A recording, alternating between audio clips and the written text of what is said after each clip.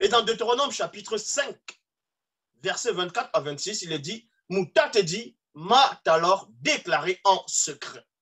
Donc c'est cette époque-là, Mouta te dit va déclarer à Boussi, va lui révéler quelque chose à Boussi, parce que Boussi c'était un prophète majeur.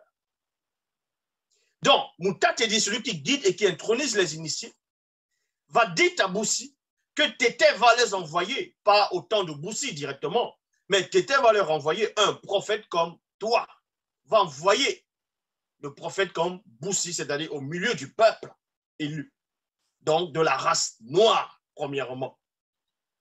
Et ce prophète sera un prophète majeur, qui sera un membre de leur peuple, peuple qui n'ayant point été touché par le métissage.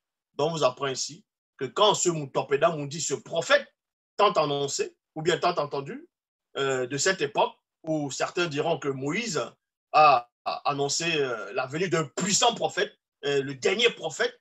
Certains vont dire non, le dernier prophète c'est dans telle religion, ou bien c'est ici, c'est dans telle confession, ou bien c'est dans telle croyance. Et toutes ces personnes qui pensent ceci sont tout simplement dans l'erreur et dans la confusion. Boussi ici, comme je vous avais expliqué récemment, le prophète qu'il annonçait, c'était un noir, c'était un prophète de la race noire. Ce prophète était de la race noire. Il n'avait pas subi la mutation, il n'avait pas subi l'hybridation ou tout simplement le métissage. C'était un noir que Boussi avait annoncé. Et Moïse lui-même, celui qu'on va appeler, son vrai nom c'est Boussi, lui-même était noir.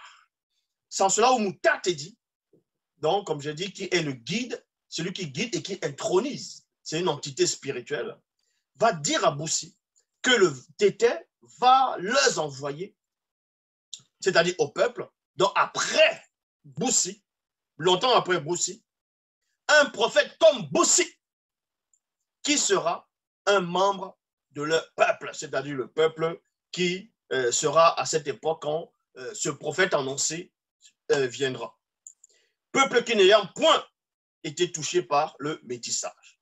La manifestation de la volonté de Tété, lui, communiquera les messages et il les transmettra.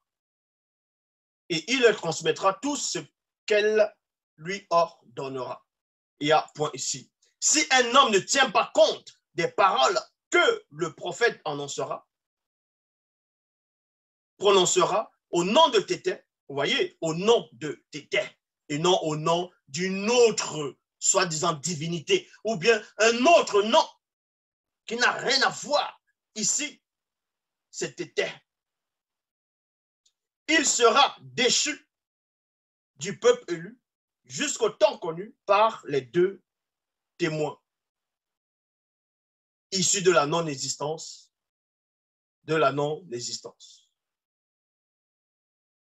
issus au-delà de la non-existence. À cette époque, un Moutopéda Moudi arriva de Soma, à Bolongi, mais arriva de Soma.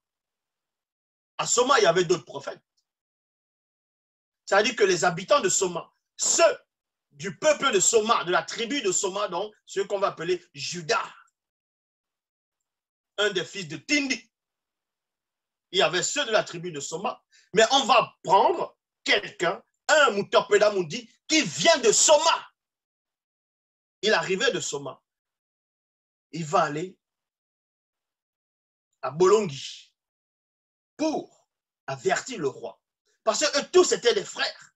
Il n'y avait pas que, non, toi, tu es Congolais, pourquoi tu viens me parler à moi qui suis, on va dire, Gabonais ou Nigérian? Non, c'était des Noirs. Et la spiritualité, c'est une question de race. Et eux, ils le savaient.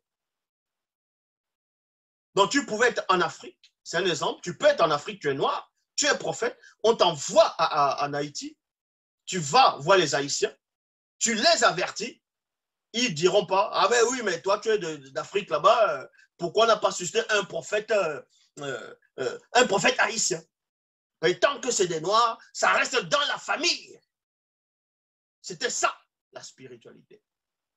On ne va pas envoyer un prophète d'une autre race pour venir avertir l'homme noir. ou bien pour le sauver, pour le délivrer de quoi que ce soit. Ça, c'est dans vos fantasmes, cela. Dans le spirituel, il y a des codes, il y a des règles,